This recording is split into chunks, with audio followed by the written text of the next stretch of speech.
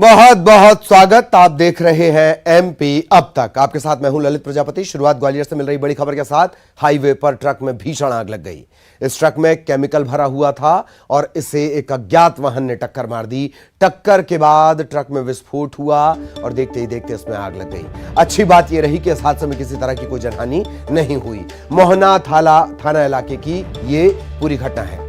सबसे पहले न्यूज़ 18 मध्य प्रदेश छत्तीसगढ़ आपको ये तस्वीरें दिखा रहा है किस तरीके से ट्रक में आग लगी और देखते ही देखते काले धुएं का जो गुबार था वो कई किलोमीटर दूर तक देखा गया। केमिकल इसमें भरा हुआ था, यही वजह है कि विस्फोट हुआ। विस्फोट के बाद आग लगी और आग तेजी से फैलती चली गई।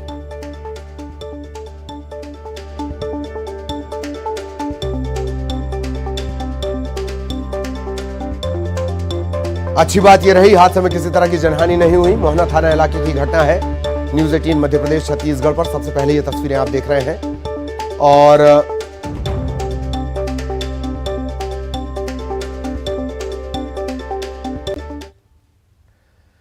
11 अक्टूबर को पीएम मोदी उज्जैन में महाकाल लोक का लोकार्पण करेंगे। इसे लेकर सीएम शिवराज ने लोगों से खास अपील की है, न्योता दिया है। और भाइयों प्रणाम। जय महाकाल। 12 ज्योतिर्लिंगों में से एक श्री महाकाल महाराज उज्जैन में विराजमान है। मध्य प्रदेश और देश पर सदैव उनकी कृपा बरसती है। वह हमारे आराध्य हैं। देश और दुनिया से लाखों लोग उनके दर्शन करने पधारते हैं। महाकाल महाराज की इच्छा से ही उनके परिसर का विस्तार शिव लीलाओं के साथ किया गया है। एक अद्भुत रचना भाव हुई है जिसका नाम श्री महाकाल लोक रखा गया है। हम सबके लिए प्रसन्नता की बात है, आनंद का विषय है कि श्री महाकाल लोक का लोकार्पण करने 11 अक्टूबर को हमारे यशस्वी प्रधानमंत्री श्रीमान नरेंद्र मोदी जी पधार रहे हैं।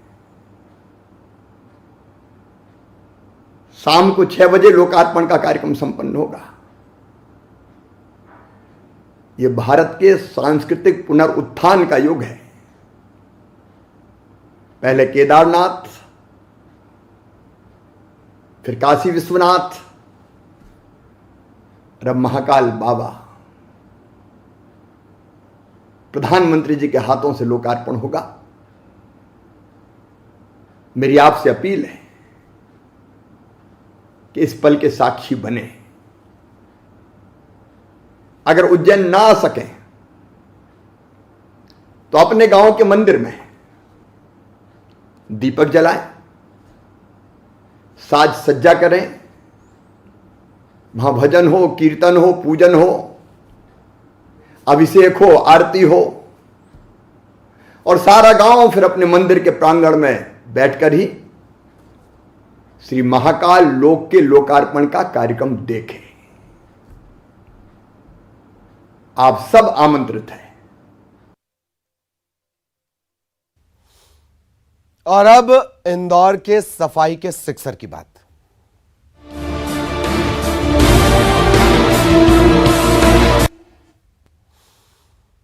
तो स्वच्छता सर्वेक्षण 2022 का ऐलान कर दिया गया। इंदौर ने सफाई का सिक्सर लगाते हुए एक बार फिर सबसे स्वच्छ शहर का तमगा हासिल किया।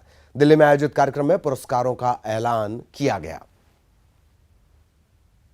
जहां स्वच्छता मानो लोगों की धड़कन में बसती है।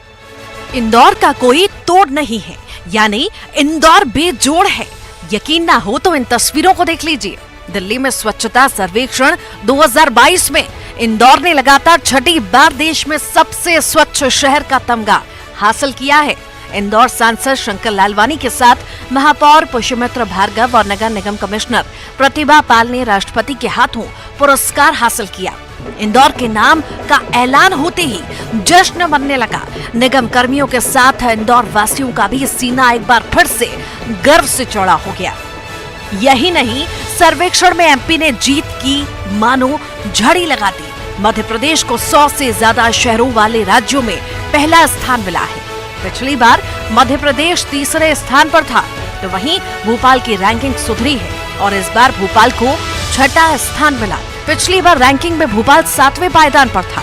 इंदौर को गार्बेज की फ्री सिटी में 7 स्टार मिला है, तो वहीं भोपाल को 5 स्टार मिला है। उधर इंदौर की कामयाबी पर सीएम शिवराज सिंह चौहान ने ट्वीट कर बधाई दी। और जैसे ही इंदौर के नाम का ऐलान हुआ, बधाइयों का तांता लग गया। मानो सभी को यह विश्वास था कि इंदौर नंबर 1 आएगा ही आएगा। सांसद शंकर लालवानी ने इंदौर की जनता और सफाई कर्मियों को सम्मान भी दिया। निगम कमिश्नर प्रतिभा पाल ने सफाई कर्मियों को बधाई दी। इसके अलावा ज्योतिरादित्य सिंधिया ने इसे लेकर ट्वीट किया और शुभकामनाएं लोगों को दी, इंदौरियों को दी, और जो साफ सफाई में लगे रहते हैं लगातार उन्हें दी। मुख्यमंत्री शिवराज सिंह चौहान वो बहुत खुश नजर आए। उन्होंने भी इस पर ट्वीट के जरिए शुभकामनाएं दी, बधाइयां दी। वो फिर एक बार स्वच्छता के लिए अवार्ड मिला है। इस बार स्वच्छ सर्वेक्षण में इंदौर को अवार्ड मिला और मेरे साथ सांसद शंकर लालवानी। सर, इंदौर ने एक बार फिर परचम लहराया देश में स्वच्छता के लिए, इस बार सर्वेक्षण में पुरस्कार। अब आगे और क्या? देखिए, ये बात सही है कि लगातार हम 6 बार स्वच्छता में नंबर बना रहे हैं। एक बार आना तो कठिन है, लेकिन लगातार 6 बार आना और कठिन है, क्योंकि जिस प्रकार कंपटीशन बढ़ती जाती है, मेरिट बढ़ती जाती है, उस प्रकार सबको साथ में मिलकर काम करना पड़ता है। तो इस बार 7 स्टार भी मिला है। ये तभी संभव हुआ है कि हमारे इंदौर की देवतुल्य जनता है, वो इतनी मेहनत के साथ इसमें साथ देती है। हमारे सभी जनप्रतिनिधि हैं, हमारे सभी सफाई मित्र हैं, हमारे सभी अधिकारी हैं। जब सब मिलके काम करते हैं तभी ऐसा संभव होता है। देखिए, जहां माननीय प्रधानमंत्री आह्वान करेंगे, हमारे इंदौर की जनता उनके आह्वान पे आगे बढ़ेगी। और जिस प्रकार उनकी कल्पना है कि हम इस देश को स्वच्छ बनाएं, उसमें इंदौर एक मील का पत्थर साबित होगा। मैम, कल से देश में अभियान शुरू हो रहा है कि गीला कूड़ा अलग और सूखा कूड़ा अलग, घर से ही सेग्रीगेशन करना है। आज यहाँ पे आह्वान भी किया गया। इंदौर इस पे क्या उम्मीद रखती हैं कि इंदौर फिर बाजी मारेगा? इंदौर उन शहरों में से है जहां हम लोग सोर्स सेग्रीगेशन सबसे बेहतर तरीके से करते हैं, और इसी का परिणाम है कि इंदौर में एशिया का सबसे बड़ा बायो सीएनजी प्लांट लगा हुआ है, जहां गीले कचरे से हम बायो सीएनजी बनाते हैं। और कचरे में जो सबसे अगर एक कोई चीज़ है जो हम लोगों को हमेशा ध्यान रखने की है, वो है कि कचरे को हमेशा अलग अलग करें। गाड़ी में देने से पहले कचरा सूखा और गीला कम से कम 2 तरीके से अलग करें। इंदौर 6 तरीके से कचरा अलग करता है। कैमरामैन रमेश के साथ नई दिल्ली से अशरफ काज़मी, न्यूज़ 18। रायसेन के रातापानी में बीजेपी की बड़ी बैठक खत्म हो गई। बैठक में 2023 की तैयारियों पर चर्चा हुई। बैठक में मंत्रियों और विधायकों के परफॉर्मेंस पर भी मंथन हुआ। बैठक में सीएम शिवराज, वीडी शर्मा के अलावा केंद्रीय मंत्री और प्रदेश प्रभारी ने शिरकत की। रातापानी में बीजेपी के आला नेता जुटे। विधानसभा चुनावों के मद्देनजर बैठक में मंथन और रणनीति बनी। बैठक में 2023 की तैयारियों पर चर्चा हुई। मंत्रियों के परफॉर्मेंस और पब्लिक इमेज पर चर्चा हुई। योजनाओं को आम जनता तक पहुंचाने की तैयारी, पार्टी की रीति नीति से जनता को अवगत कराने पर चर्चा हुई। संगठन को प्रचार और प्रसार की जिम्मेदारी सौंपी गई। जातिगत समीकरण पर भी पार्टी का फोकस होगा। विधायकों की इंटरनल रिपोर्ट को लेकर भी चर्चा हुई।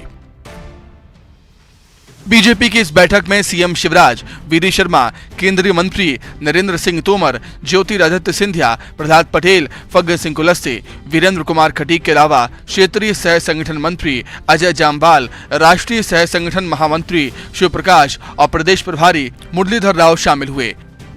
बीजेपी के आला नेताओं की इस बैठक में मीडिया को दूर रखा गया। तो रातापानी टाइगर के लिए भी प्रसिद्ध है और बहुत सारे जो टाइगर की उर्फियत पसंद करते हैं, बाघ की उर्फियत, वो यहां पर मौजूद थे। रातापानी से राजनीति का एक नया रास्ता भी निकलेगा। छोटे संगठन पर फोकस भी किया जाना है। शैलेंद्र हमारे साथ जुड़ेंगे। शैलेंद्र के पास हम आपको लिए चलेंगे और फिर शैलेंद्र आपको नजर आ रहे होंगे। सीधे रातापानी आपको लिए चलते हैं। शैलेंद्र, क्या कुछ उस बैठक से निकल कर आया? खबर यह भी है कि मोबाइल नेटवर्क नहीं था, तो जो नेता और मंत्री थे ना वो कॉल कर पा रहे थे, न चैट हो पा रही थी, मतलब पूरा फोकस सिर्फ और सिर्फ बैठक पर। शैलेंद्र, बिल्कुल ललित, आपने ठीक कहा कि सुबह ठीक 10 बजे बैठक शुरू हुई थी और अब से कुछ देर पहले ही जो राष्ट्रीय संगठन महामंत्री हैं बीएल संतोष वो यहां से निकले हैं। नहीं, अब से कुछ देर पहले ही बैठक खत्म हुई है। हालांकि शिवराज सिंह चौहान और प्रदेश अध्यक्ष बीडी शर्मा और प्रदेश सरकार के 8 मंत्री अभी अंदर हैं। इसके अलावा 2 केंद्रीय मंत्री भी अभी अंदर ही हैं। केवल बीएल संतोष और इसके अलावा केंद्रीय मंत्री प्रहलाद पटेल और ज्योतिरादित्य सिंधिया ही बाहर गए हैं। ये आपने बिल्कुल ठीक बात कही कि भोपाल से लगभग 55 किलोमीटर दूर ये इलाका और यहाँ पर नेटवर्क भी नहीं आते। जब आप गेट के अंदर चले जाएंगे तो आपको किसी भी मोबाइल का कोई नेटवर्क नहीं मिलेगा। और शायद मीटिंग की गोपनीयता ही थी कि जो भी मंत्री या खुद मुख्यमंत्री शिवराज सिंह चौहान भी जब यहाँ पहुंचे थे तो उनकी गाड़ी यानी पूरे उनके कारकेट को भी यहाँ यहीं पर रोक दिया गया था। और उसके बाद लगभग 9 किलोमीटर की जो यात्रा है उन्होंने जो जंगल सफारी की जो बस है उसके माध्यम से की है। उनके किसी भी व्यक्ति को अंदर जाने की अनुमति नहीं थी, न तो उनका ओएसडी अंदर है, न उनके कोई गनमैन अंदर है। सारे लोगों को रुकने की बाहर व्यवस्था की गई थी। यानी ये बताता है कि कितनी गोपनीय बैठक थी या कितने गंभीर चिंतन जो इस बैठक के माध्यम से हुए, क्योंकि 2023 का चुनाव मध्य प्रदेश बीजेपी के लिए बहुत महत्वपूर्ण होने वाला है। 2018 में जिस तरीके से जिन वजहों से सरकार गई थी वो वजह ना दोहराई जाए और यही कारण है कि उस सबको लेकर यहाँ मंथन हुआ है। सबसे प्रमुख बात होती है कि जो जनप्रतिनिधि होता है, जो विधायक और मंत्री होता है, वो पार्टी का उस इलाके का चेहरा होता है और ऐसे में यदि उसकी परफॉर्मेंस खराब है या उसकी पब्लिक इमेज अगर ठीक नहीं है तो उसका खामियाजा सीधे तौर पर पार्टी को भुगतना पड़ना है। तो जो इंटरनल रिपोर्ट जो आई थी उसका बीएल संतोष ने यहाँ मूल्यांकन किया या लोगों से बात की और ये कहा है कि अगले 1 साल में आप लोगों को अपनी परफॉर्मेंस सुधारनी होगी, क्योंकि इसका असर जो है वो पार्टी की परफॉर्मेंस पर नहीं पड़ना चाहिए। इसके साथ ही जो योजनाएं हैं उनका प्रचार प्रसार कैसे हो, जमीनी स्तर पर कैसे उन योजनाओं को पहुंचाया जाए, उस सब को लेकर भी विस्तृत चर्चा जो है वो बैठक में हुई है। जी जी जी जी, बहुत अच्छी बात जो शैलेंद्र ने कही, दर्शकों से भी साझा करते हैं कि जहां नेटवर्क नहीं है वहां पर यह मंथन हुआ है कि नेटवर्क को बहुत मजबूत करने की जरूरत है बूथ लेवल तक। एक बात और, संघ के अनुशासन के स्टाइल में हुई यह बैठक ये बता रही है संघ शामिल है और चुनौती बड़ी है, यह भी साफ है। बहुत शॉर्ट में शैलेंद्र।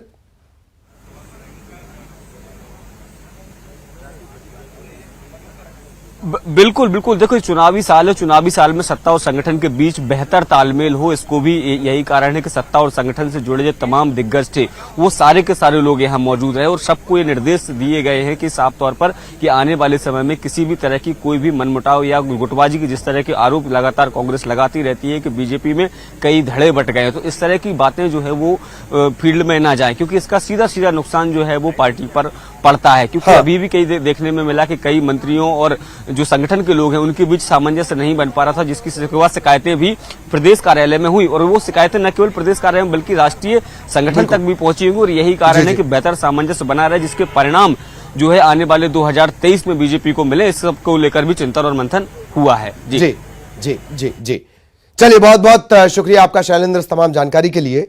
और यही सबसे अच्छी बात है कि चिंता को बीजेपी चिंतन और चिंतन को मंथन के स्तर तक लेकर जाती है। आइए जरा करप्शन की चर्चा कर ली जाए। ईओडब्ल्यू ने जबलपुर, निवाड़ी और मंडला में काले धन को लेकर बड़ी कार्रवाई की है।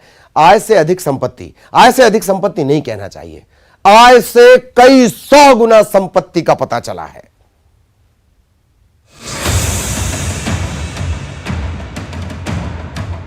जबलपुर, निवाड़ी, मंडला में ईओडब्ल्यू ने बड़ी कार्रवाई की है।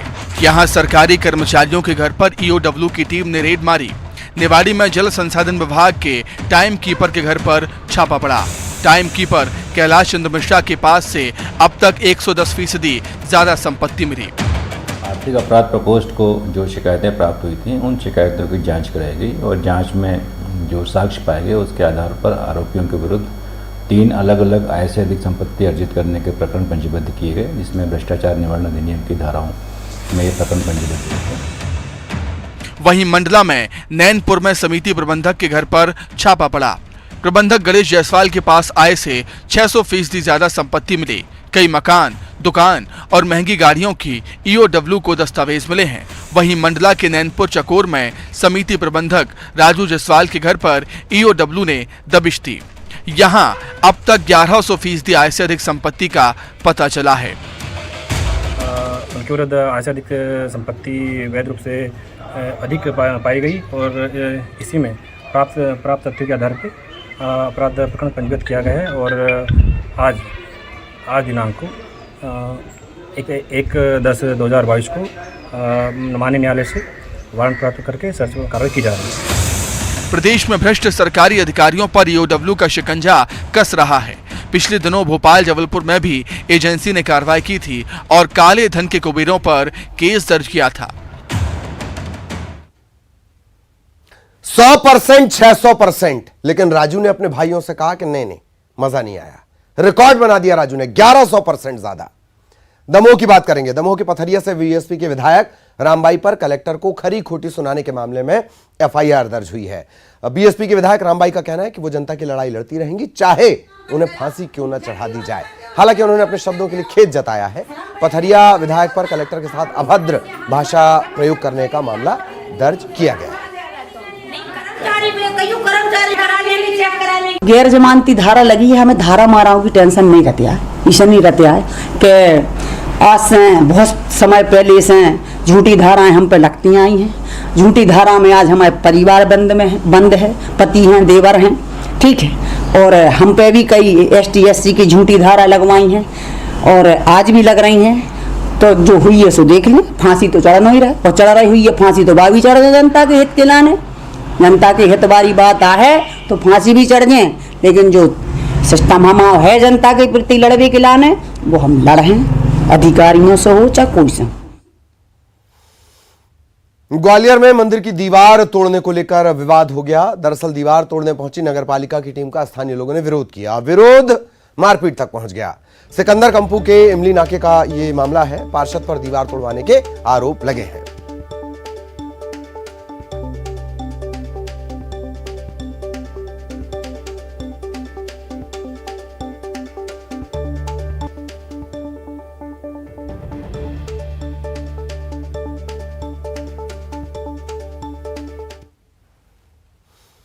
खरगोन में नवरात्र को लेकर आज तिरुपति बालाजी भक्त मंडल की अगुवाई में एक भव्य चुनरी यात्रा निकाली गई।